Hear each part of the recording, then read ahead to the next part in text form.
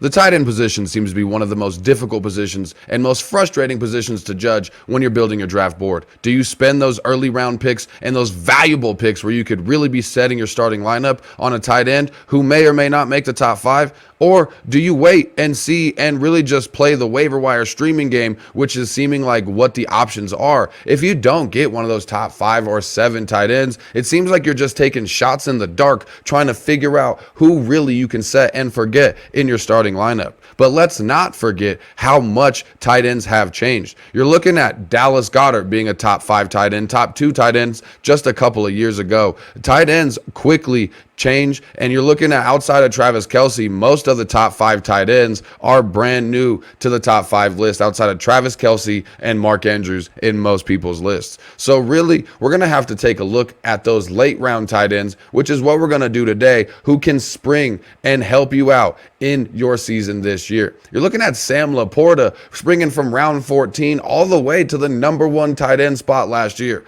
Trey McBride, Jake Ferguson, and Dalton Kincaid also emerged as top 12 tight ends after being drafted outside of round 10. I think it's very unlikely for people to replicate Sam Laporta's jump from round 14 to the best tight end in fantasy football, but it is certainly possible for a late round tight end to finish as an impactful option. What's happening, baby? As you already know, this is Dallas Clark with the Huddle Chat Sports Network's very own fantasy football huddle. And as obviously you can hear today, we're going to be talking about those late round tight ends who really have the ability to push and be a starting tight end for you by the end of the season.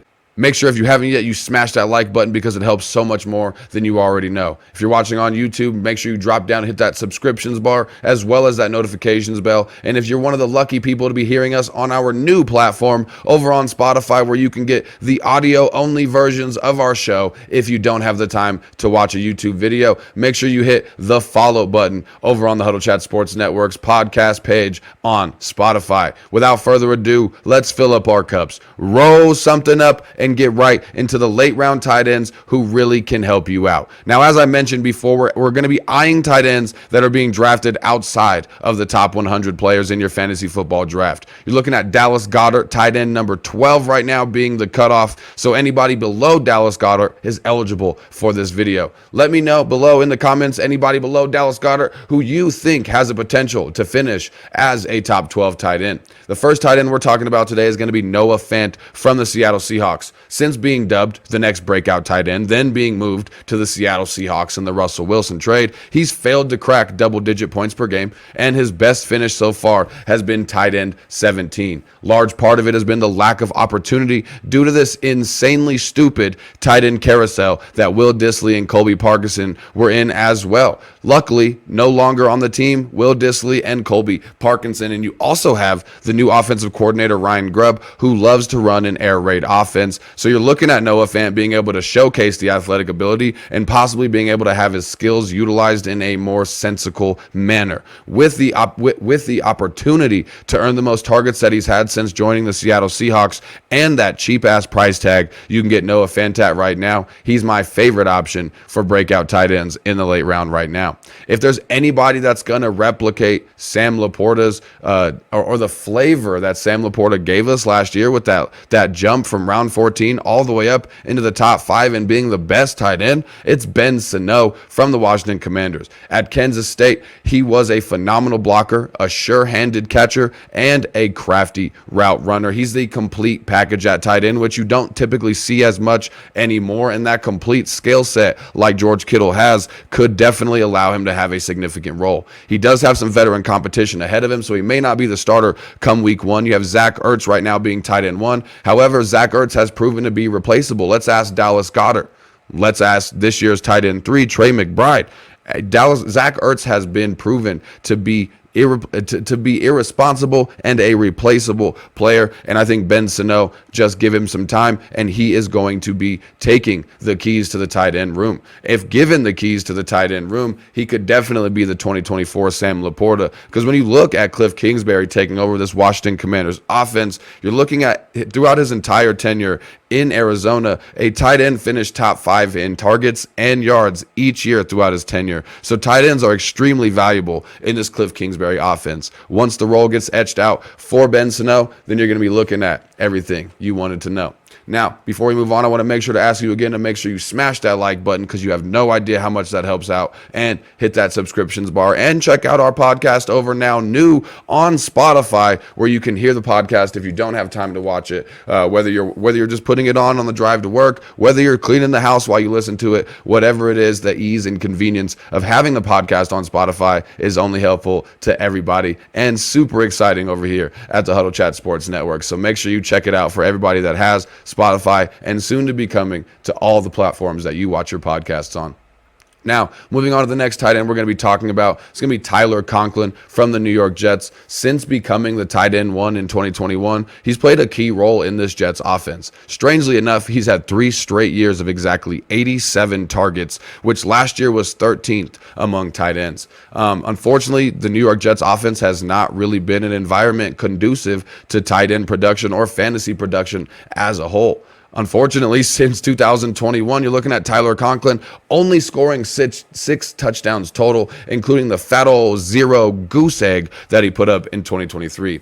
Now, with Aaron Rodgers behind center, it's not outside the range of outcomes to expect 6 to 8 touchdowns from Tyler Conklin in the role that he has in this offense currently. With 6 touchdowns last year, he would have been tight end number 10. Now, you're looking at Tyler Conklin may not having the ability to be elite and cracking into that top 5 tight ends, but he definitely is a candidate, especially at his price tag, for a breakout coming into that top 12. Now, the next tight end I'm going to be talking about is going to be Chigoziem Okonkwo from the Tennessee Titans. He's been a strong target earner and a efficient receiver for the Tennessee Titans offense. This new pass-heavy offense will have the ability to unlock Chigo Okonkwo in the offense that we've seen so far. He has not really been able to show his true self. This year, we're going to see the true colors of Chigo Okonkwo. Reports also show that he's going to be running a lot more downfield routes in this offense as well, and it also helps that he's going to be a safety net for a quarterback set for his first full season as the starting quarterback in Will Levis from the Tennessee Titans. Now, the next couple of tight ends I'm going to be talking about are more long shots that are going to be helping you out. Tight ends that I really expect, if they do crack into the top 12, they're going to be, tight end 10, 11, 12. I'm really expecting them, currently being drafted outside the top 24, to be tight ends that can finish inside the top 15. Talking first about Mike Gesicki from the Cincinnati Bengals. He could be in for a career year with this explosive elite Bengals offense. He does have the ability to line up in the slot, which is big for the Bengals after losing Tyler Boyd. And if you assume that Mike Gesicki is going to assume some of the Tyler Boyd role, it's only going to benefit him absolutely beautifully in fantasy football production. The next tight end that's going to be a long shot is going to be Isaiah Likely from the Baltimore Ravens. His great production from last season in lieu of the Mark Andrews injury has allowed the Baltimore Ravens to now open up more 2 tight end sets in their offense. So he's already created a role with Mark Andrews being there. However, just like last year, if Mark Andrews does miss time and the older he gets, it's not likely that he lasts a full season. So if Mark Andrews does miss any time, you're looking at one of the highest caliber options at the tight end position, now just sitting on your bench waiting for it because you were listening to the Huddle Chat Sports Network. The last tight end we're going to talk about today is more of a dart throw. I want to mention Jelani Woods from the Indianapolis Colts being currently drafted outside the top 150 players. So he's not even going in a lot of drafts at the current moment. But you're looking at Jelani Woods after missing most of last year due to injury. The Colts currently looking for the tight end in their tight end room that currently has 5 tight ends, and they're talking about keeping all 5 tight ends on the roster, which is why Jelani Woods is just a dart throw at the current moment. However, he is 6'7" and sure-handed, a great red zone option for the Indianapolis Colts, and you have them having the quarterback upgrade with Anthony Richardson if he has a full healthy season, and a more explosive offense around him, which would allow them to be in the red zone more, giving him more scoring opportunity.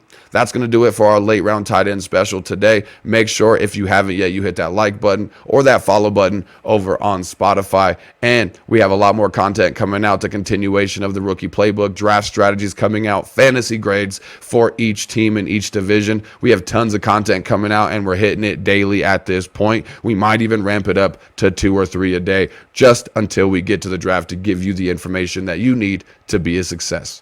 Keep your chin up and your attitude down. I'll see y'all next time. Peace out.